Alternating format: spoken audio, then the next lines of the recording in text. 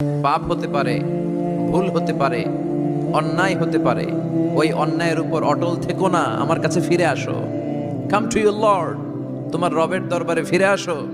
ক্ষমার মতো ক্ষমা চাও, ক্ষমার মতো ক্ষমা চাইলে আমি সব ক্ষমা করে দেব। সুবহানাল্লাহ পড়েন। রব্বুল আলামিন বলেন, ইয়া আইয়ুহাল্লাযীনা আমানু তুবু ইলাল্লাহি তাওবাতান নাসুহা।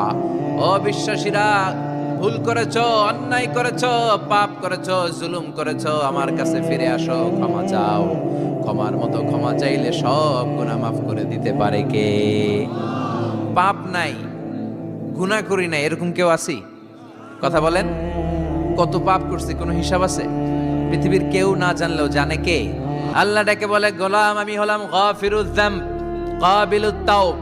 আমার কাজ হলো ক্ষমা করা, আমার কাজ হলো তওবা কবুল করা। শয়তানের কাজ হলো ওয়াসওয়াসা দেওয়া, আমাদেরকে ভুল পথে নিয়ে যাওয়া। আর আমাদের কাজ হলো ভুল করে ফেলা, আল্লাহর কাজ হলো ভুলগুলো মাফ করে দেয়া।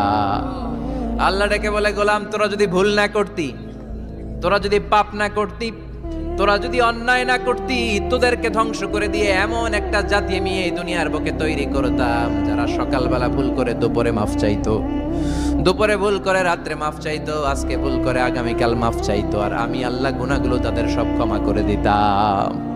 ক্ষমা করে দিতে আল্লাহর বড্ড ভালো লাগে। বান্দা আল্লাহর কাছে বারবার চাক, চোখের পানি ছাড়ুক, এটা আল্লাহ পছন্দ করে। চোখের পানির যে কত পাওয়ার আপনি কল্পনাই করতে পারবেন না। অনুশোচনার চোখের পানি চোখ বেয়ে নাকের ডগা পেয়ে জমিনে পড়ার আগেই আল্লাহ এই বান্দারে মাফ করে দেয়। বিশ্বনবী ডেকে বলে, ও আমার উম্মতেরা শোনো, আল্লাহর কাছে দুনিয়ার মানুষদের দুই ফোঁটা পানি সবচেয়ে প্রিয়। এক হলো জিহাদের ময়দানে রক্তের ফোঁটা, দুই হলো অনুতপ্ত বান্দার চোখের পানির ফোঁটা। কত ভুল আপনি করেছেন, কত অন্যায় আপনি করেছেন, কত পাপ আপনার হয়েছে, কত মিথ্যা আপনি বলেছেন, কয় ওয়াক্ত নামাজ ছেড়েছেন, কয় লাখ টাকা ঘুষ খেয়েছেন, কত যৌতুক আপনি খেয়েছেন, কত মিথ্যা আপনি বলেছেন।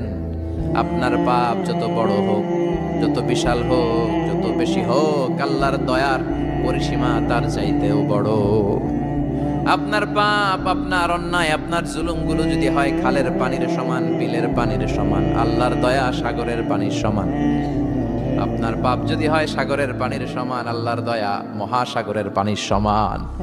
আপনার পাপ আর অন্যায় যদি হয় পাহাড়ের সমান, আল্লাহর দয়া আকাশের সমান। আপনার পাপ যদি হয় আকাশের সমান, আল্লাহর দয়া আরশের সমান। এজন্য আল্লাহ বললেন, ইয়া